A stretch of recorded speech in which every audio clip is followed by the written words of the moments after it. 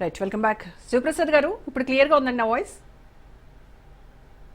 నేను మాట్లాడేది మీకు క్లియర్ గా ఉందా? యా, అప్పుడప్పుడు సిగ్నల్ వీక్ అవుతోంది. ఎస్ శివప్రసాద్ గారు, యా చెప్పండి. మొట్టమొదట మీరు మాట్లాడిన విధానంలోనే నేను కొద్దిగా తప్పును పడతా ఉన్నానమ్మా, ఏమనుకోవద్దు. ఏమి మాట్లాడినారు మీరు? ఏ విషయంలో, ఒక్క నిమిషం, ఏ విషయంలో ఈ అరెస్టులు జరిగాయి అనేది మరి మీ ఉద్దేశం చెప్పండి. అంటే మీరు చెప్పిన దాన్ని చెప్తానమ్మా.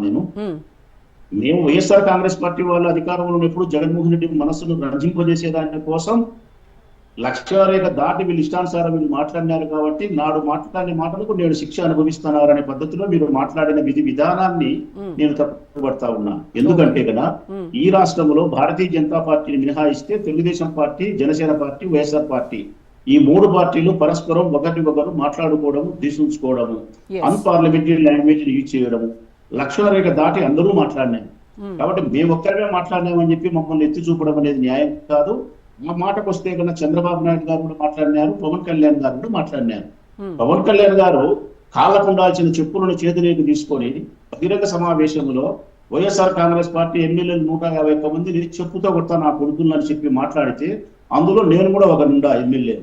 మరి నాకు ఏ పాపము ఏ కర్మ తెలియనప్పుడు, నేను ఏమీ మాట్లాడినప్పుడు, వాళ్ళని గౌరవంగా మాట్లాడేటప్పుడు నన్ను కూడా చెప్పుతో కొడతానని చెప్పి ఆయన మాట్లాడిన సంబోధన చాలా నిరుత్సాహకరమైంది. చంద్రబాబు నాయుడు ఎన్నోసార్లు మాట్లాడినాడు జగన్మోహన్ రెడ్డి గారిని వాడు వాడు వాడు అని. రాళ్లతో కొట్టి చంపమన్నాడు, తుపాకులతో కాల్చి చంపమన్నాడు, 420 అన్నాడు, లేకపోతే దొంగ అన్నాడు, ఫ్యాక్షనిస్ట్ అన్నాడు, పందికొక్కులు అన్నారు, ఆడింగలోడు అన్నారు, రకరకాల మాటలు మాట్లాడినారు. అందరూ లోకేష్ మాట్లాడినాడు, రెడ్ బుక్ చూపించి మాట్లాడినాడు. ఎవరు మాట్లాడలే మమ్మల్ని? వీళ్ళు మాట్లాడినారు, వాళ్ళు మాట్లాడినారు. మీరు మాట్లాడాల్సింది మీడియా వాళ్ళు ఏం మాట్లాడాలంటే ఈ రాష్ట్రంలో రాజకీయ పార్టీలకు సంబంధించిన వాళ్ళు హద్దులు మీరి మాట్లాడుతున్నారు, గౌరవానికి భంగం కలిగే విధంగా, భావితరాల యొక్క భవిష్యత్తుకు భంగం కలిగించే విధంగా వాళ్ళు జిగుప్సాకరంగా అనుకునేటట్టు మాట్లాడుతున్నారు. కాబట్టి ఈ పద్ధతిని మానుకోవాలా?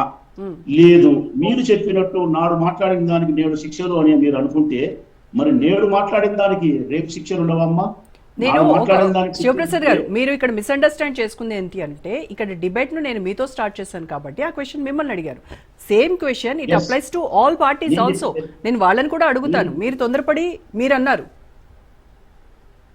ఎస్, అదే క్వశ్చన్ వాళ్ళని కూడా అడుగుతాను. మాట్లాడిన దానికి శిక్షలు అయితేనమ్మా ఈనాడు వాళ్ళు మాట్లాడిన దానికి కూడా శిక్షలు అవుతాయి. ఇంకొకటి కూడా తెలుసుకోవాల్సినది ఏంటంటే కదా, స్పష్టంగా చెప్తా ఉన్నా, ఈ రాష్ట్ర ప్రజలందరూ కూడా నన్ను ఒక చిన్న నేను పెద్ద ఎమ్మెల్యేను, పెద్ద లీడర్ను, రాష్ట్ర స్థాయికి సంబంధించిన నాయకుడు నేను కాదమ్మా, చిన్నోని. ఏదో మా కడప జిల్లాకు సంబంధించినంత వరకు నా నియోజకవర్గం అంటే సర్వసాధారణమైనటువంటి ఒక ప్రజానాయకుడిని.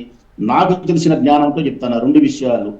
ఒకటి, ఈ రోజు తెలుగుదేశం పార్టీ కూటమి ప్రభుత్వంతో కలిసి చేస్తా ఉండే కక్ష సాధింపు చర్యలు, హింసాత్మక చర్యలు, మనసును బాధించే చర్యలు, ప్రయోజనాన్ని ప్రజలకు చేసే పనులను చేయకుండా ఉండే విధానము, ఇచ్చిన వాగ్దానాన్ని నెరవేర్చకుండా ఉండే విధానము, అభివృద్ధి చేయకుండా ఉండే విధానం, వీటిని గాలి వదిలేసి వ్యక్తిగతమైనటువంటి కక్షతో హింసను ప్రేరేపించే విధంగా వారి ఈగోను సాటిస్ఫై చేసుకునే దానికి చేసే విధానం ఏవైతే ఉందో ఇది మంచిది కాదు. ఆ పార్టీకి నష్టం జరుగుతుంది. రాబోయే భవిష్యత్ కాలంలో ఆంధ్ర రాష్ట్ర ప్రజలందరూ కూడా వారికి టిట్ ఫర్ ట్యాట్ చేస్తారు. ఎందుకంటే గన శిక్షించడానికి, రాజకీయ పార్టీలను శిక్షించడానికి ఈనాడు ప్రజల చేతుల్లో అధికారం లేదు. 5 సంవత్సరాలకు ఒకసారి మాత్రమే అధికారం వస్తుంది. మమ్మల్నైనా, వాళ్ళనైనా, మరొకరినైనా. మేము తప్పు చేసినామనుకో, 2014లో 19 వరకు చంద్రబాబు నాయుడు తప్పు చేసినాడని వారిని శిక్షించినారు. 19 నుంచి 24 వరకు మేము తప్పు చేసినామని మమ్మల్ని శిక్షించినారు. 24 నుంచి 29 వరకు కూటమి ప్రభుత్వం కూడా తప్పు చేస్తే, ఇటువంటి కక్ష సాధింపు చర్యలకు చేస్తే తప్పనిసరిగా వారిని కూడా వారు శిక్షిస్తారు. ఎందుకంటే కన్నా శిక్షించడానికి కూడా ఒక సమయం అనేది ఉంటుంది. భారతంలో శ్రీకృష్ణుడు కూడా మహాసంగ్రామాన్ని, కురుక్షేత్ర సంగ్రామాన్ని ఒక తేదీ నాడు నిర్ణయించినాడు.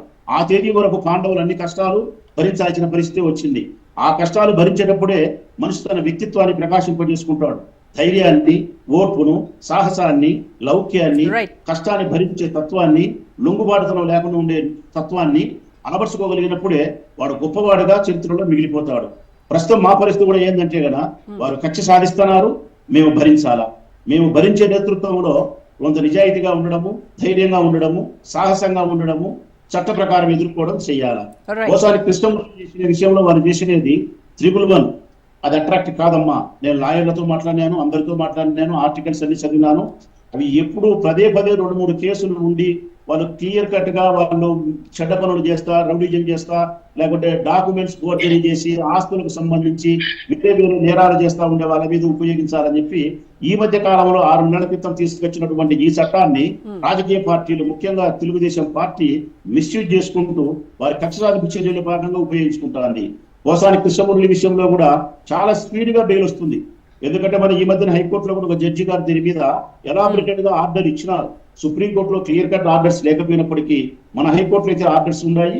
ఇది వర్తించదు. పోసాని కృష్ణమురళి కూడా వాళ్ళకు బెయిల్ వస్తుంది. కేవలం పోసాని కృష్ణమురళిని బాధించాలా, మమ్మల్ని మాట్లాడినాడు కాబట్టి ఆయన మీద ఏదో పంతం సాధించాలని చేసే ప్రయత్నమే తప్ప మరొకటి కాదమ్మా. ఈ కేసులు వర్తించవు. ఎందుకంటే ఆయన మీద ఏం 2-3 కేసులు కూడా గతంలో ఉండే దాఖలాలు కూడా లేవు. ఈ సందర్భంగా పోసాని కృష్ణమురళి గారు కూడా ఒక మాట చెప్పాలమ్మా. నేను ఒక నిజాయితీ అయిన మాట చెప్పాలి ఆయనకు.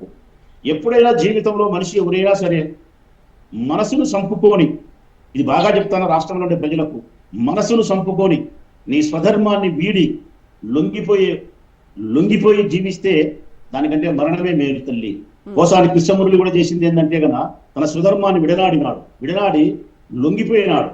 తను కేవలం కుటుంబంలోని సభ్యుల యొక్క కన్నీరును ఖర్చు కాకుండా ఉండే దానికోసం ఆయన ఒక బాధ్యతగా తీసుకున్నాడో మరొక విధంగా తీసుకున్నాడో కానీ తన మనసుకు విరుద్ధంగా వైఎస్ఆర్ కాంగ్రెస్ పార్టీ తరఫున గట్టిగా మాట్లాడాలా, ప్రజాపక్షాన గట్టిగా మాట్లాడాలా, న్యాయంగా ఉండాలనుకునే ఆ మనిషి కేవలం ఈ కేసులకు భయపడి, వారు బాధిస్తారని భయపడి మనసును చంపుకొని స్వధర్మాన్ని వీడినందుకు ఆయన కేసులు తప్పించుకుంటాలి అనుకున్నాడు.